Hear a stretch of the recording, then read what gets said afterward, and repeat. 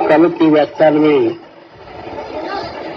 श्री आनंद प्रभु जी के काय निर्वाण के विषय में बतलाया था।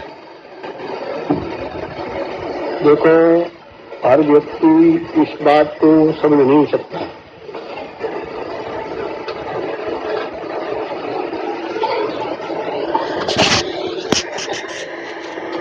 में श्री आनंद प्रभु जी के काय निर्वाण के विषय में मैंने कहा, काय निर्वाण क्या चीज होती है, तुम थोड़े बहुत इस बात को जानते होगे, समझते होगे। हमारा एक शरीर है, ऐसे शरीर और कई एक बन जाए, उसको काय निर्वाण कहते हैं। श्री आनंद प्रभु जी के चरित्रों के अंदर ऐसे काफी उल्लेख आते हैं। भगवान श्री कृष्णचंद्र के विषय में जितनी बातें तुम अपने कानों से सुनते हो, उनमें से सबसे बड़ी खास बात यह है कि उन्होंने ब्रजमंडल में रास लीलाएं की और उन रासलीलाओं का अनुकरण आज हर व्यक्ति करने की चेष्टा करता है। क्या शब्द में कह दूं, चाहे उसको बेचारे को शौच जाने का भी पता न हो, किस प्रकार से पेट की शुद्धि की जाती है, पर कृष्ण लीला का अनुकरण करने के लिए हर व्यक्ति तैयार हो, बहुत जल्दी अनुकरण करता है, अनुकरण होता नहीं। भगवान ने ब्रजमंडल के अंदर रासलीला की, उसमें श्रीमद् भागवत में बिल्कुल स्पष्ट लेख है। भगवान पिता रात्रि सर्दोत्फुल्ल बल्लिका वीक्षरंतुम मनश्चक्रे योग माया समावृता। इस श्लोक का अर्थ ये है, भगवान ने शरद पूर्णिमा की पवित्र रात्रि को देख करके, जिसमें चारों तरफ फूल फाल खिले हुए थे, अपनी योग माया का आश्रय लिया। योग माया समावृत है, योग माया के का आवरण लेकर के मन वीक्षरंतुम मनश्चक्रे, उन्होंने कुछ क्रीड़ा करने का, रमण करने का विचार किया। क्यों विचार किया ऐसा? उस विचार का कारण एकमात्र एक ही था। ब्रजमंडल के अंदर जितनी स्त्रियां पैदा हुई थी, वो देवलोक की स्त्रियां थी, पुण्यात्मा थी, और उनका मन उन्होंने योग मार्ग की ओर आकर्षित करना था। उनके मन को कैसे आकर्षित किया जा सकता है, उसका कारण ये था कि उन्होंने अपना दिव्य सुंदर रूप धारण किया, और जो लौकिक आकर्षण होते हैं, उन आकर्षणों को सामने रख करके योग माया समावृत होकर के रास क्रीड़ा की। रास क्रीड़ा के अंदर ये स्पष्ट उल्लेख है, अंगना मंगना मंतरो माधवो माधवम माधवम मंत्रेण अंगना इत्थमा कल्पिते मंडले मध्यका संजगौ वेणुना देवकी नंदन। एक एक गोपी, एक एक कृष्ण, एक एक गोपी, एक एक कृष्ण, ऐसा हजारों गोपियों के साथ मंडलाकार हजारों कृष्ण रहे, और उसके बीच के अंदर अकेले निर्द्वंद खड़े हुए बंसी भी बजाते रहे। वो सब क्रीड़ा होती है, किंतु ये ज्ञान किसी को नहीं हुआ। कोई गोपी ये नहीं समझ सकी कि मेरे अतिरिक्त भगवान कृष्ण किसी और गोपी के भी पास हैं। ये किसी को ज्ञान नहीं हो पाया। सबके पास रहते हुए भी सबसे न्यारे थे। आज भगवान कृष्ण की लीला का अनुसरण करने वाले लोग जेल भोगते हैं, डंडे खाते हैं, पीटते हैं, और फिर लोक में किसी काम की रहती भी नहीं, किंतु अभिनय यही करते हैं कि हम कृष्णो हम खरु दुष्टानाम दंधिक। बल्कि अंदर आज से 18-20 वर्ष पहले एक जवान लड़का उसने इस प्रकार का अभिनय करना शुरू किया और कुसुम सरोवर पर जाकर के ब्रज की कुछ लड़कियों को बहका लिया और बहका कर कहा कि तुम इस तालाब में नंगी नहाओ तो मैं तुम्हारी साड़ियां उठाकर वृक्ष पर चढ़ जाऊंगा, तब तुम नंगी होकर के मुझसे आकर के प्रार्थना करना कि हे प्राणेश्वर हमारी साड़ियां दे दो, तब मैं तुम्हारी साड़ियां ऊपर से फेंकूंगा, तब वो साड़ियां तुम पहन। ये नाटक करना आरंभ किया उसने। लड़कियां उसकी बहका में आकर के कुछ लोग उसमें प्रवेश कर गई, साड़ियां उतार के बाहर रख गई, नहाने लग गई। बस वो उठाकर वृक्ष पर चढ़ गया। वो प्रार्थना करती रही कि हमारी साड़ियां दे दो। एक बैरागी महात्मा देख रहे थे, उनने कहा रे कौन है तो इसके ऊपर ये इनकी साड़ियां उठा के ले चढ़ गया है। उसने उत्तर दिया कृष्णो हम खलु दुष्टानाम दंडधृक, मैं कृष्ण हूं दुष्टों को दंड देने वाला। बैरागी महात्मा चिमटा लगा के अपनी तगड़ी में चट ऊपर चले गए। ऊपर पहुंचती एक बड़ा चिमटा खींच करके बस कृष्ण जी ने वहीं से गिरे लोटपोट होते हुए एक टांग बेचारे की दो में से एक रह गई। यहाँ भी चोट लग गई, यहाँ भी चोट लग गई। और वो जो गोपियां मरी हुई थी वो अपनी साड़ियां उठा भागी थे, वो भी चिमटे में पड़े। ये कृष्ण लीला की। एक हमारे गोपाल गंग ने, जिसके विषय में तुमने सुना होगा, हमारा बच्चा महेश नारायण वहां के कलेक्टर थे, उनके सामने शिकायत पहुंची। कुछ औरतों के पतियों ने शिकायत की। उन्होंने वहां भी एक कृष्ण मणि में थे, उनके ऊपर छापा मारा जा करके। गुफा में करते थे वो तो नाच, बाहर नहीं करते थे। मैदान में अंदर गुफा में 8-10 औरतों को लेकर के उनके बीच में रास क्रीड़ा करते थे छुप करके। जब कलेक्टर साहब ने छापा मारा उसमें 30-40 बंदूकें निकली गुफा के अंदर, 30-32 पिस्तौल निकले, छुरी और बर्छे निकले। गिरफ्तार कर लिया उसको। गिरफ्तार करके वो जेल में पड़ा रहा। 2-3 साल तो उसने जेल में सजा भोगी। फिर अपने एक चेले को सिखा दिया कि तू बम मार दे इस कलेक्टर को। उसने जाकर के कोर्ट से कलेक्टर साहब उतर रहे थे, बम मार दिया और बेचारे मर गए। पकड़ा गया, कहता हुआ मैं अपने गुरुदेव के लिए सब कुछ कर सकता हूँ, उनकी आज्ञा से मैंने ऐसा किया वैसा किया। खैर दंड तो उसको मिल गया, फांसी हो गई उसको, किंतु हुई क्यों? वो कृष्ण लीला के कारण। कृष्ण भगवान कृष्ण ने जो लीला की ब्रजमंडल के अंदर, उनका तो किसी को प्रतिशोध था ही नहीं। किसी गोपी को ये ज्ञान था ही नहीं मेरे अतिरिक्त किसी और के। उनके पतियों को ये ज्ञान था ही नहीं कि मेरी पत्नी कहीं गई है, वो अपने पास ही देते थे।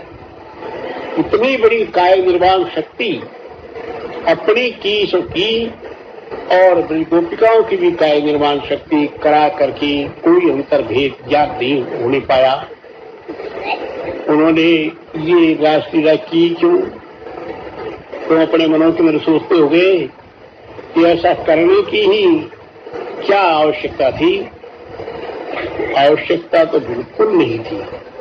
भगवान ने गीता के अंदर इस बात को स्वयं स्वीकार किया है, न मेस्ति पार्थ कर्तव्यम त्रिषु लोकेषु किंचन नानवाप्तव्यम वर्तेव च कर्मणि यदि यंग न वर्तेयम चातु कर्मण्यतिविन्द्रतः मौ वर्तमान वर्तन्ते मनुष्या पार्थ सर्वशः उत्सीते यूरिवे लोका न कुर्याम कर्म केदहम् शंकरस्य कर्तास्याम अपन्याम विमात्रता शक्ता कर्मण्य विद्वांसो यथा कुर्वन्ति भारत कुर्यात् विद्वांस अशक्ता कीर्तु लोक संग्रहम।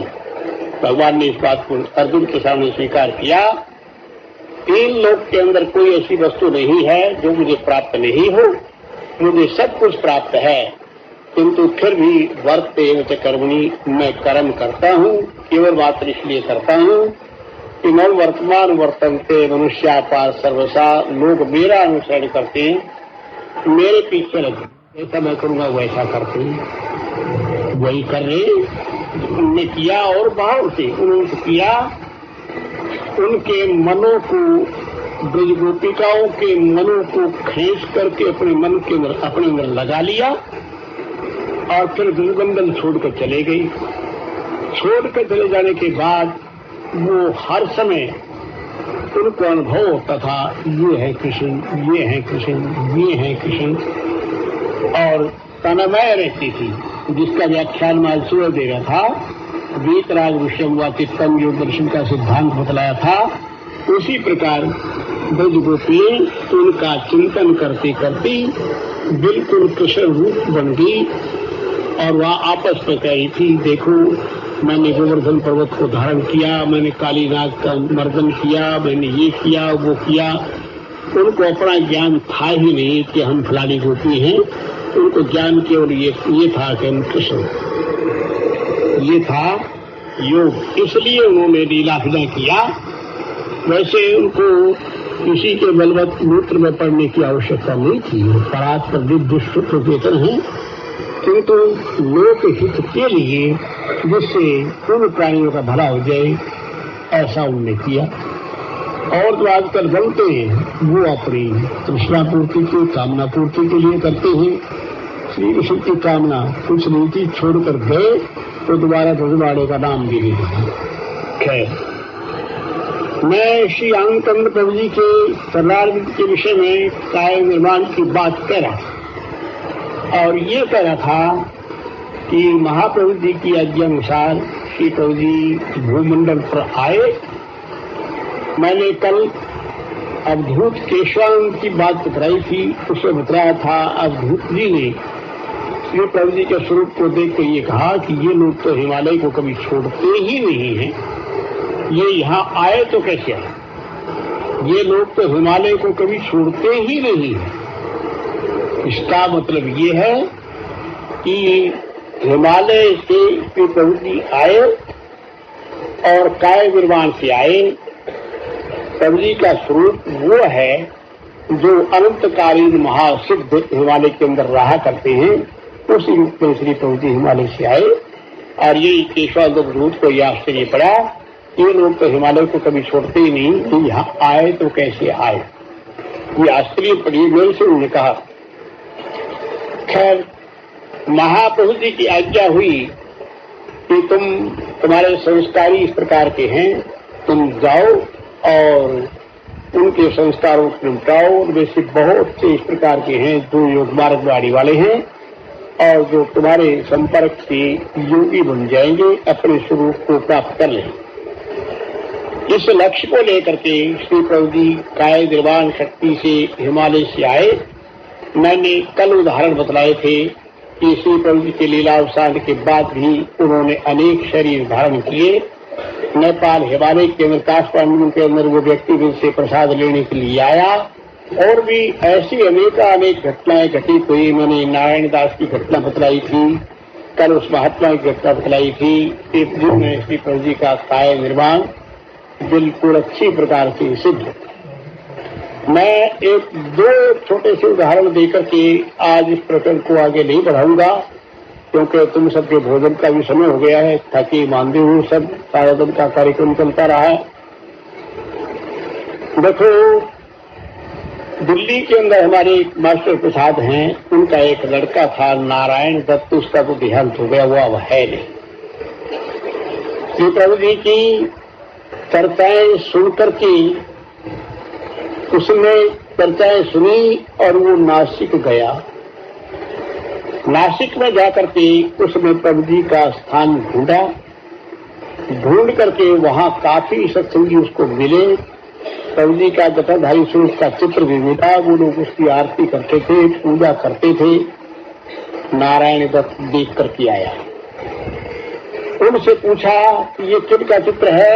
उन लोगों ने कहा कि हमारे गुरुदेव जी थे, अब नहीं है। थे कहा, कब थे?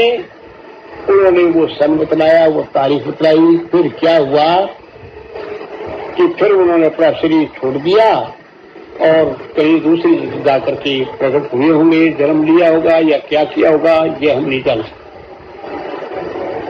उनमें से एक व्यक्ति ऐसा था, नासिक में श्री प्रभु जी जिस समय अपने एक शरीर को छोड़ने लगे, वहां उसको कह दिया तेरे को हम फिर मिलेंगे, किंतु ये कहने के बाद शरीर छोड़ दिया।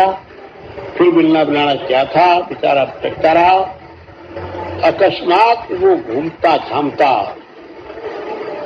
उनके वहां श्री प्रभु जी के शरीर छोड़ देने के उसी ही दिन बाद वो घूमता घामता ऋषिकेश पहुंचा।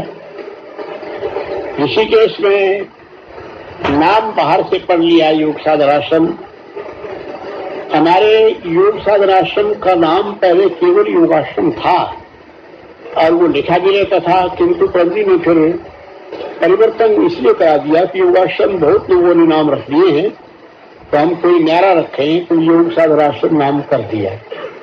वो अंदर गया तो वहां श्री प्रभु जी का चित्र उसने देखा। प्रभु जी के जटाधारी स्वरूप का चित्र देखा और देख कर कहने लगा कि ये है मेरे गुरुदेव, ये है मेरे गुरुदेव। प्रभु जी कहने लगे कि भाई ये तुम्हारे गुरुदेव हैं या ये हमारे गुरुदेव? कहने लगे ये तो चित्र हमारा ही है। तो वो प्रभु जी से लड़ने भिड़ने को तैयार हो गया कि ऐसा नहीं कहना चाहिए, ये होगा कि तुमने इनसे कहीं दीक्षा ले ली होगी तो तुम्हारे भी गुरुदेव होंगे, किंतु तुम्हें ये नहीं कहना चाहिए ये चित्र हमारा है। प्रभु जी कहेंगे नहीं भाई चित्र तो हमारा ही है, और लड़ने को तैयार हो गया। अंत में श्री प्रभु जी पूछने लगे, अच्छा ठीक, ये बताओ तुम्हारे गुरुदेव नासिक में क्या कराते थे? उसने कहा जो साधन हमारे हैं, जीवन तत्व साधन, अमर तत्व और फल तत्व, ये जितने साधन हैं हमारे प्रभु जी के जो प्रभु जी ने जिन साधनों को प्रकट किया उन सब के नाम ले दिए। प्रभु जी कल के करके दिखा, उसने करके दिखला दिए। वही साधन वहां हो रहे थे सब। कल हाँ तुम सीख आए होगे कहीं से, प्रभु जी से कहने लगा। तो कल भाई फिर तुम्हारे गुरुदेव तुम्हें कुछ कह गए थे? कहाँ कह गए थे? क्या कह गए थे? हम फिर मिले कि फिर मिले कि नहीं मिले अब तक? तो प्रभु जी कहते हैं कि ये कहने के बाद उनने क्या किया कि वो अपना यूं करता रहा। क्या अपना ठीक क्यों नहीं बोलता? ये अपना लीलावसान, क्या लीलावसान? मर गया? जब ये शब्द प्रभु जी ने कहा फिर उन्होंने लट उठा लिया कि मेरे गुरुदेव के लिए ऐसे शब्द कहता है, मर गया मर गया मर गया। तो हमारे गुरु भाई बहुत बिगड़े, उसको पीटने के लिए उनको प्रभु जी ने इशारा कर दिया कि नहीं ऐसा मत करो। उसको पीटने नहीं दिया, फिर अपने आप जो स्वरूप नासिक में था उसी रूप में बदल गए। यहाँ पंडित वेश में थे, विप्र वेश में, एक क्षण के अंदर वही जटाधारी स्वरूप बना लिया पहले वाला, जिसको देख कर कल याद ओहो प्रभु जी मैं आपको 45 सोचा आपकी तो लीलाई ये हैं। तो प्रभु जी कल के कितने दिन हो गए तुम्हारे गुरु को शरीर छोड़े हुए? उसने कहा इतने दिन हुए, कितने दिन? जब इतने दिन में उन्होंने शरीर छोड़ दिया तो वो तो कई 2, 4, 5, 7 साल के बच्चे कहीं हो गए, तो हम तो इतनी बड़ी उम्र के हैं और तब से यहीं पर हैं। तब उसने कहा कि आज उसमें पता लगा कब आए, तो लोगों ने बताया फलाने पर मैं उसी समय प्रभु वहां से नहीं छोड़ा हुआ। कल मैंने यही गुरुदेव यही काम किया करते हूँ, तुमने उधर से नहीं छोड़ दिया, यहाँ बढ़ा लिया। प्रभु कल यानी नहीं तू देख, अच्छा ध्यान में बैठ। उसको ध्यान में बैठा दिया। ध्यान में आकाशवाणी होती है, यही हैं, अब मिल गए हैं फिर नहीं मिलेंगे, धोखा मत खाना। आकाशवाणी से ये सुने उसने। प्रभु जी से कहा, प्रभु जी आकाशवाणी ये हुई है, यही है, अब मिल गए हैं फिर धोखा मत खाना, फिर नहीं मिलेंगे। प्रभु जी कहेगा नहीं, इतनी समझ नहीं आई। आकाशवाणी ने ये कहा कि यही है, किसी यही ऋषिकेश में है कहीं, तो अब तो तलाश करेगा तो मिल जाएंगे और फिर नहीं मिलेंगे, धोखा मत खाना, मतलब इनके हमारे धोखे मत रहे, यही है ऋषिकेश में, तो तलाश करेगा तेरे को मिल जाएंगे। कहेंगे नहीं ये नहीं, यही थी आकाशवाणी की, यही है, अब मिल गए हैं फिर नहीं मिलेंगे, धोखा मत खाना। तो मैं तो जाऊंगा नहीं आपके पास से। तो प्रभु जी कहेंगे हम कहाँ चले जाएंगे, इतने बरस से यहाँ बैठे हैं हम, तो हम कहाँ चले जाएंगे। अच्छा नहीं, ये तस्वीर ले गया हमारी बिला का, वो नासिक गया तस्वीर लेकर के। नासिक उनका तस्वीर तो वही थी, उसको क्या अंतर था? कहेंगे वही तस्वीर है, उसने तार दिया। मेरे ना हम थे ऋषिकेश में, मुझे तार दिया, श्री प्रभु जी कहाँ हैं, तस्वीर जो की उठी मिल गई है, मैं लौटता आ रहा हूँ दर्शन करने के लिए। मैंने तार में जवाब दिया, प्रभु जी अमृतसर में। वो अमृतसर पहुंचा, जब अमृतसर पहुंचा तब तक प्रभु जी ने शरीर भी छोड़ दिया था। वही बात बनी, यही है, अब मिल गए हैं फिर नहीं मिलेंगे, धोखा मत खाना। धोखा खा लिया तो फिर उसको दोबारा वहां सब में चिल्ला कर कहा कि यही मुझे कहा था आकाशवाणी ने, वही जो कि तुम बन गई और शरीर उनने क्या छोड़ा है, वो तो जैसे नासिक से ऋषिकेश में आकर इसी तरह कई प्रकट हो गए उनसे। ये उनके कार्य निर्माण की बात।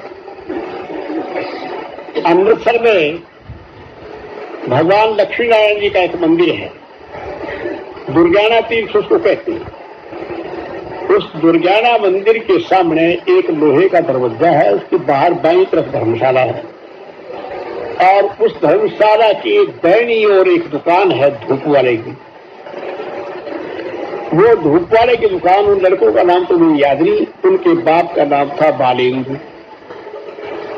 वो बचपन में प्रभु जी के चरण रहा था, हमने देखा था, छोटा सा लड़का था, उम्र में हमसे छोटा था, प्रभु जी की सेवा काफी किया करता था। उसने प्रभु जी से बार बार कहा, प्रभु जी आप हमारे घर चलो, कल भी चलेंगे चलेंगे चलेंगे, ऐसे कहते रहे, किंतु उसके घर नहीं गए। फिर उसने कहा, प्रभु जी आप तो बड़े बड़े आदमियों के यहाँ चले जाते हैं, हमारे घर चलिए। चल भाई, ला टांगा, टांगे में लेकर के बैठ करके उसके घर गए। उसके घर पर टांगा रुका कर लगे, अच्छा भाई तू अब टांगे में से उतर जा और जा आसन उसन बिछा और फिर हम आते हैं। वो अंदर गया आसन बिछाने के लिए, वहां प्रभु जी बैठे हुए थे। जब प्रभु जी को सामने बैठे देखा तो प्रभु जी, अंदर वाले प्रभु जी कहने लगे, अरे तू रोज चिल्लाता रहता था घर चल घर चल घर चल, हम घंटे भर के यहाँ बैठे हुए हैं, तू अब तक आया नहीं, कहाँ रह गया तू? कहिए प्रभु जी आप तो मेरे साथ टांगे में आए।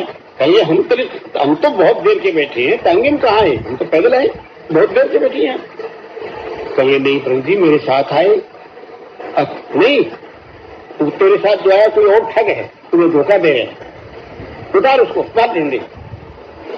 बाहर गया, बाहर टांगे में बैठे बैठे हमसे थे, क्यों बेटा आसन बिछाया? जी आसन। क्यों, क्या बात? कि प्रभु जी क्या बात है कि आप अंदर? अरे अंदर हम काम से तेरे साथ आए हैं, टांगे में बैठे, तू देख रहे हैं, वो कोई ठग है तेरे अंदर चला गया, मार उसको, डंडे बाहर निकाल। बाहर वाले टांगे वाले प्रभु जी के, भीतर वाले प्रभु जी को डंडे मारो। और भीतर वाले कहें वो तेरे साथ कोई और खा गया है, मारो डंडे। बीच में बेचारे बाले हिंदू क्या पता है किसको डंडे मारो किसका न मारो। अंदर जाए तू जो के तू टांगे मारे बाहर की जो के तू घंटों घुमाते रहे उसको इसी प्रकार। फिर अंत में टांगे वाले कहने लगे अरे चल हम चलेंगे, तेरे से नहीं कुछ होता, हम मारेंगे इसको, हम निकालेंगे तेरे घर से।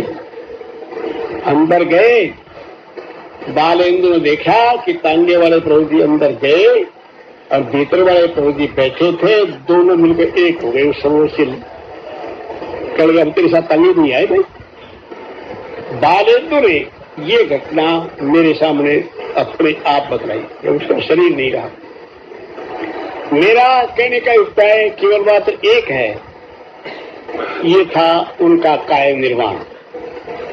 एक जगह नहीं अनेक जगह श्री प्रभु जी ने इस प्रकार के शरीर धारण किए। और वो कलकत्ते का हमारा लड़का शंकर चतुर्थी वो आया करता है मेरे साथ, आश्रम में आता है, यहाँ तो आया नहीं अभी। मैं आज सोचता था कुंभ के कारण से आ जाए, उसका मैंने जिक्र किया था। उस समय नोट किया है जिसमें प्रभु जी बंगाल में गए थे। आशुतोष चटर्जी जो जज थी उसके कुटुंब के थे, और रामा जो थी उसकी कुछ दादी दूदी लगती थी। रामा का लड़का अभी कुछ दिन पहले तक कलकत्ते में जिंदा था। तो प्रभु जी वहां गए थे और एक शिवालय के अंदर एक बाग था, उस बाग के अंदर हरिहरानंद जी और प्रभु जी दोनों वहां बाहर बगीचे में लेट गए। ये रामा और इसका पति आशुतोष चटर्जी जज जो था वो पूजा करके निकल आए तो देखा दो महात्मा पड़े हैं। उसके पति ने छाता कर लिया हरिहरानंद जी पर, रामा ने कर लिया प्रभु जी पर।